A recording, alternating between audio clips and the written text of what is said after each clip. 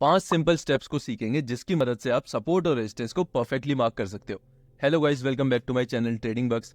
आई hope आप सब अच्छे होंगे। देखो, अभी तक हमने सपोर्ट और रेजिस्टेंस क्या होते हैं और कितने टाइप के होते हैं वो सब सीखा। आज की इस वीडियो में हम बात करने वाले एक बहुत ही इंपॉर्टेंट टॉपिक के बारे में, how to mark support and resistance zones. ये वीडियो 2 पार्ट में होने वाला है। इस पार्ट में हम 5 सिंपल स्टेप्स में मार्किंग कैसे होती है उसको सीखेंगे विद कंप्लीट एग्जांपल्स, ताकि बिगिनर को भी पूरी वीडियो अच्छी से समझ में आए। सेकंड पार्ट में हम कुछ प्रो टिप्स डिस्कस करेंगे जो मैं खुद यूज करता हूं अपने जोन्स को काफी एक्यूरेट बनाने के लिए। तो ये दोनों पार्ट काफी इंपॉर्टेंट होने वाले हैं, और अगर आपने सिर्फ ये 2 वीडियोस देख ली और प्रैक्टिस कर ली तो मैं आपको गारंटी देता हूं आपको कोई और सपोर्ट रेजिस्टेंस से रिलेटेड वीडियोस देखने की जरूरत नहीं पड़ेगी। इस पूरी सपोर्ट और रेजिस्टेंस सीरीज का लिंक आपको डिस्क्रिप्शन में मिल जाएगा। काफी इन्फॉर्मेटिव वीडियो होने वाला है, तो वीडियो को एंड तक जरूर देखना, और अगर कोई भी डाउट है तो कमेंट सेक्शन में जरूर बताना। चलो बिना टाइम वेस्ट करे शुरू करते हैं इस वीडियो को।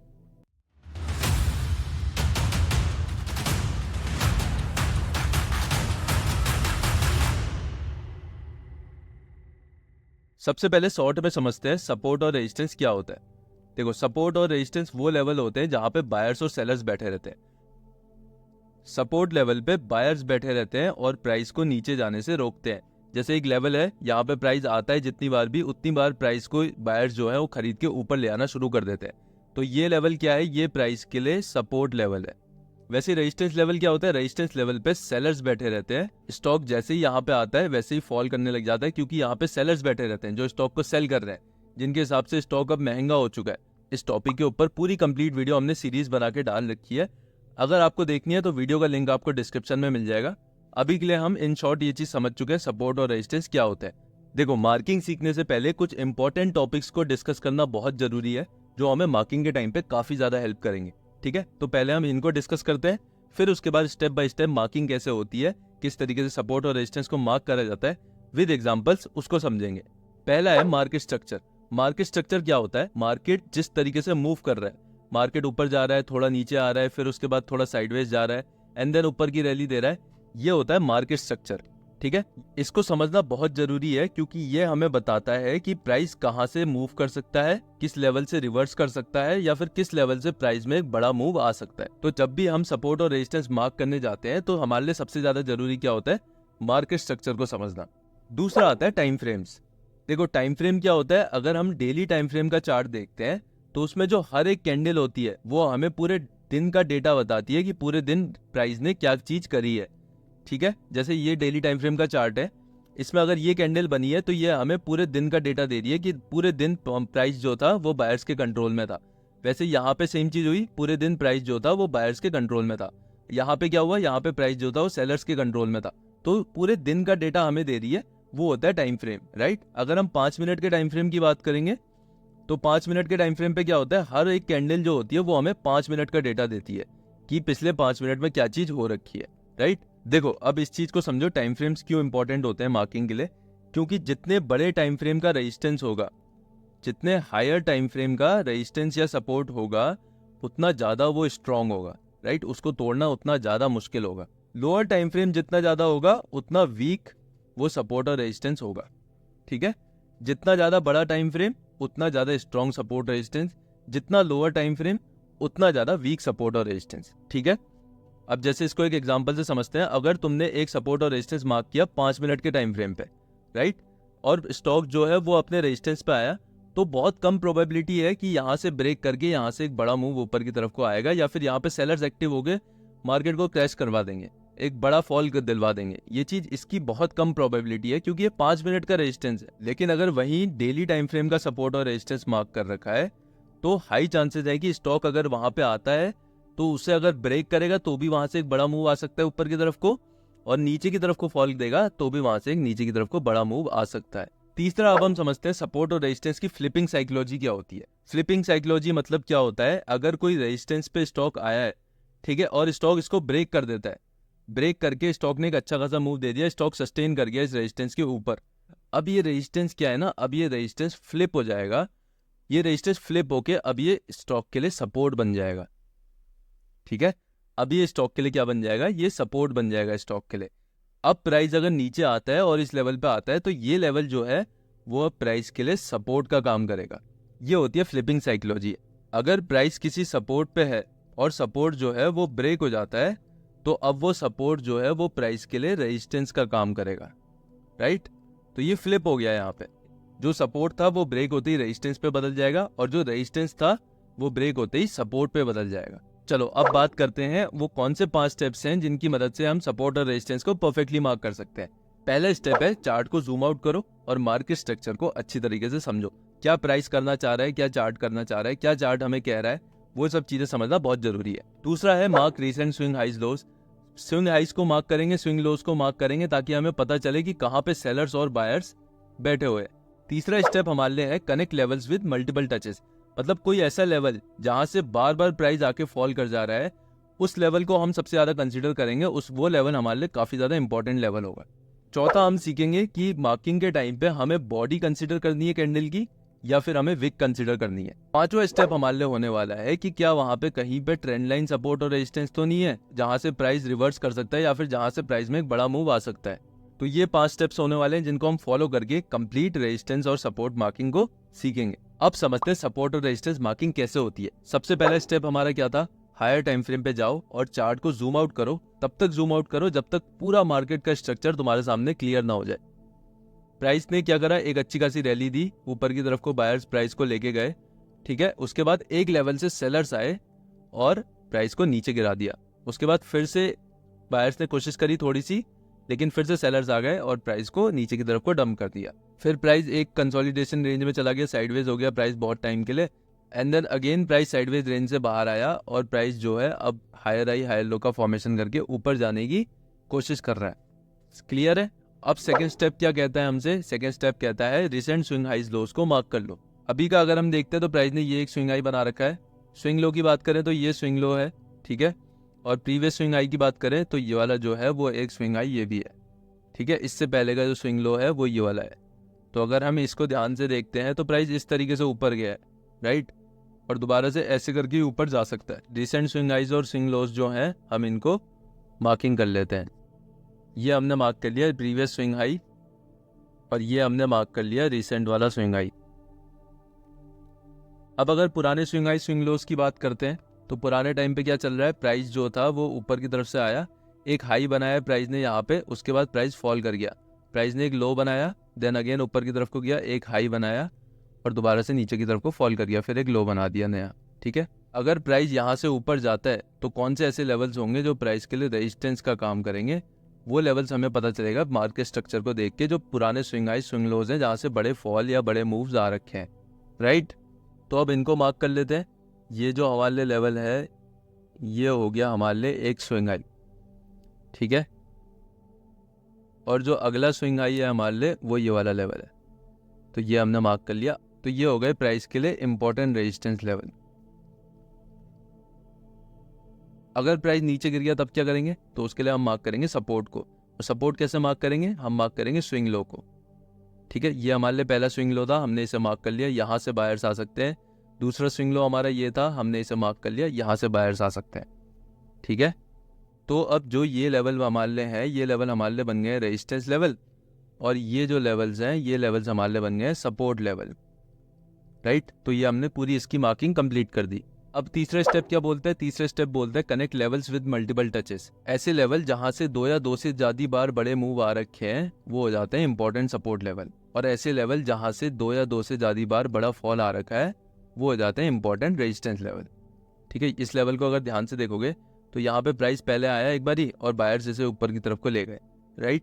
तो ये एक सपोर्ट लेवल था, ये एक नॉर्मल सपोर्ट लेवल था, बट दोबारा प्राइस इस लेवल पे सेलर्स लाए और दोबारा प्राइस से एक रैली दे दी ऊपर की तरफ को, ये बन गया अब इंपॉर्टेंट सपोर्ट लेवल। अब अगर प्राइस इस लेवल पे आता है तो हाई चांसेस होंगे कि यहाँ पे बायर्स जो है वो प्राइस को ऊपर ले जाएंगे।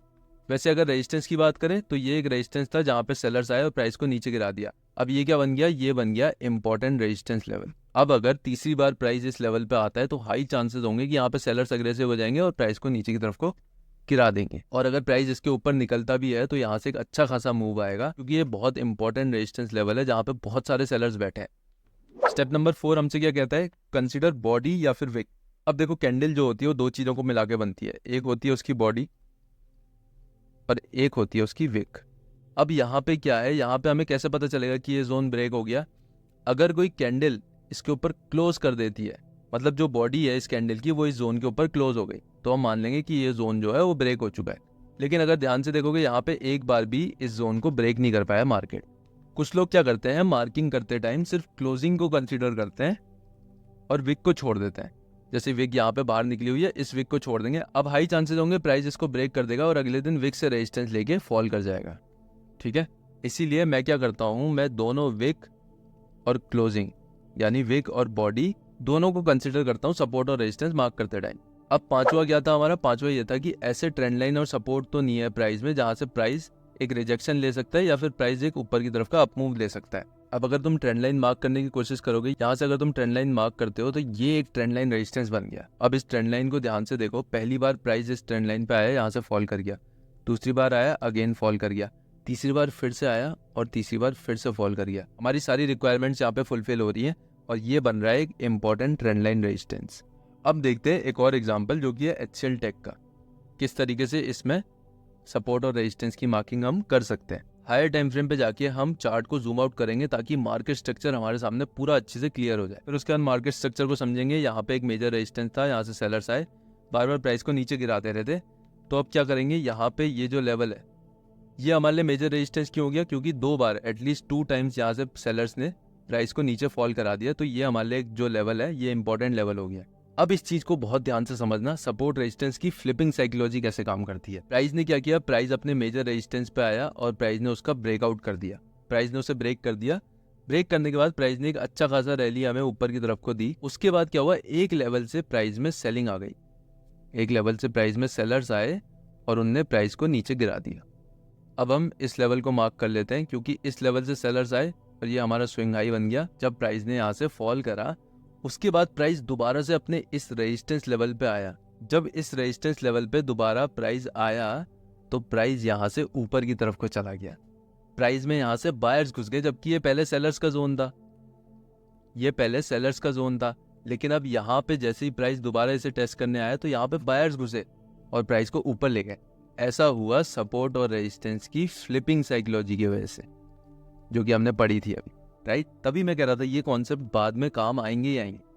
तो सपोर्ट और रेजिस्टेंस की जो फ्लिपिंग साइकोलॉजी हमें क्या कहती है, अगर कोई रेजिस्टेंस, जैसे ये जो इंपॉर्टेंट रेजिस्टेंस था, ये ब्रेक होता है और प्राइस वहां से सस्टेन करके ऊपर की तरफ को चला जाता है, अगली बारी जब प्राइस उसे टेस्ट करने आएगा कि ये जो रेजिस्टेंस था ये अब प्राइस के लिए सपोर्ट का काम करेगा। तो अब ये रेजिस्टेंस जो है ये क्या बन गया हमारे लिए, ये बन गया हमारे लिए सपोर्ट। अब यहाँ पे अगेन हमने क्या किया, हमने बॉडी और विक दोनों को कंसिडर करा है। ध्यान से देखना, हमने पूरे जोन को मार्क करा है जिसमें बॉडी भी आ रही है और विक भी आ रही है। तो नेक्स्ट स्टेप हमारा होता है ट्रेंड लाइन सपोर्ट का। अब ट्रेंड लाइन सपोर्ट को देखने के लिए अगर तुम ध्यान से देखोगे तो ये बन गई प्राइस की ट्रेंड लाइन सपोर्ट। प्राइस पहली बारी यहाँ पे आया, बायर्स घुसे, प्राइस को ऊपर ले गए। दूसरी बारी प्राइस यहाँ पे आया, दोबारा बायर्स घुसे, प्राइस को ऊपर ले गए। तीसरी बारी बायर्स आए, प्राइस को ऊपर ले गए। चौथी बारी फिर से प्राइस आया और बायर्स इसे ऊपर की तरफ को ले गए। यानी ये जो सपोर्ट जोन है, ये जो ट्रेंड लाइन सपोर्ट है, ये इम्पोर्टेंट सपोर्ट है। यहाँ पे बायर्स इतने ज़्यादा स्ट्रांग है, इतने ज़्यादा एक्टिव है कि जितनी बार प्राइस इस लेवल पे आता है वो ऊपर की तरफ को रैली करवा देते हैं, खरीदना शुरू कर देते हैं इसे। 2 से ज़्यादा बार बायर्स इस लेवल से आ रखे हैं तो ये लेवल हमारे लिए क्या हो गया, ये लेवल हमारे लिए इंपॉर्टेंट सपोर्ट जोन हो गया। अब अगर इंपॉर्टेंट ट्रेंड लाइन रेजिस्टेंस की बात करें तो देखो ये लेवल जो है, यहाँ से अगर मार्क करोगे तो ये एक लेवल है। पहली बारी प्राइस यहाँ से फॉल करा, दूसरी बारी प्राइस फिर से इस लेवल पे आया और दोबारा यहाँ से फॉल कर गया, ठीक है।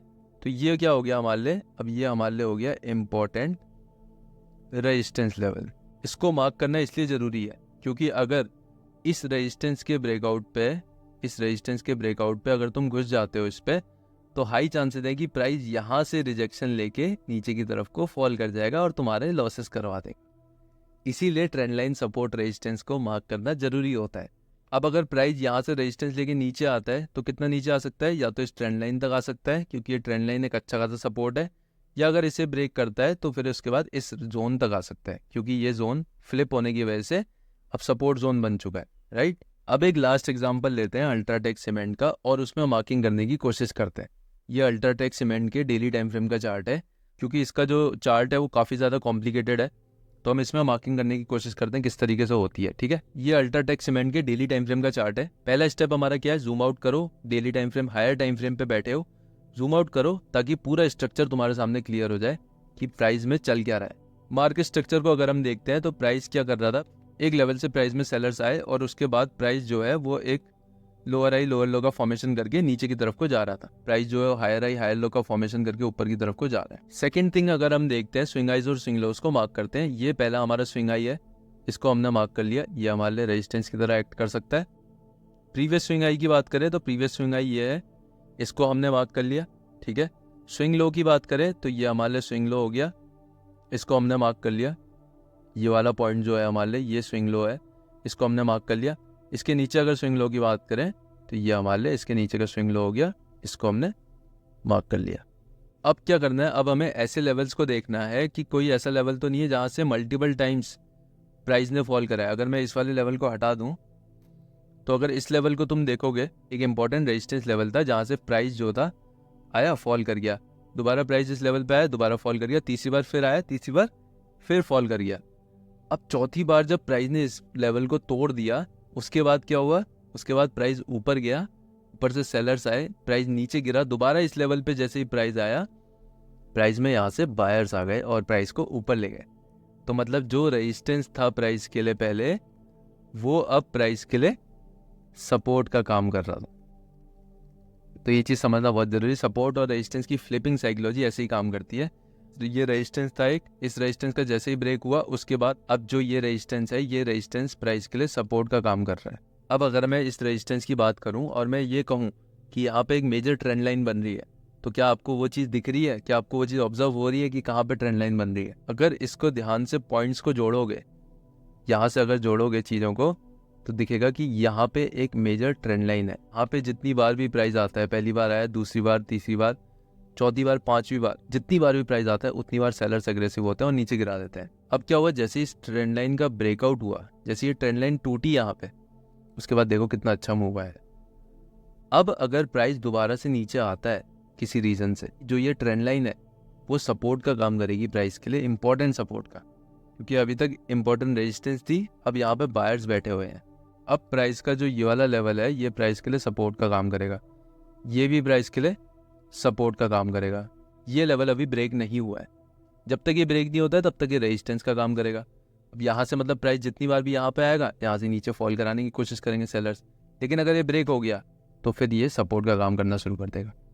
ठीक है, कहाँ से बड़ा फॉल आ रहा है, कहाँ से बड़ा मूव आ रहा है, ये लेवल्स, यहाँ पे सेलर्स एक्टिव है, यहाँ पे बायर्स एक्टिव है, राइट? तो इस चीज़ को समझना जरूरी है। ये सपोर्ट का काम करेगा और ये रेजिस्टेंस का काम करेगा। इस तरीके से मार्किंग करी जाती है।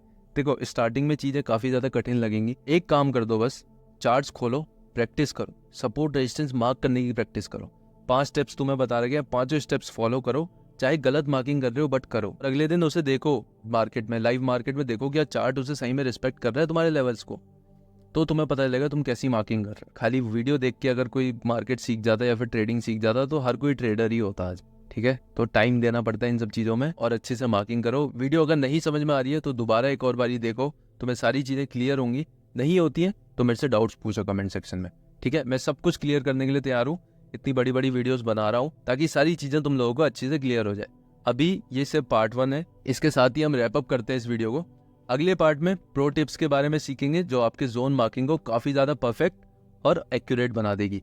अगर आपने पहले की वीडियोस नहीं देखी है तो आपको डिस्क्रिप्शन में प्लेलिस्ट का पूरा लिंक मिल जाएगा, वहाँ से आप जाके देख सकते हो। आई होप आपको इस वीडियो से काफ़ी कुछ सीखने को मिला होगा। अगर वीडियो इन्फॉर्मेटिव लगी तो लाइक कर देना और चैनल को सब्सक्राइब कर देना, और कौन से टॉपिक्स के ऊपर आपको वीडियोस चाहिए कमेंट सेक्शन में ज़रूर बताना। मिलते हैं नेक्स्ट वीडियो में, तब तक के लिए अपना ख्याल रखना। Good bye.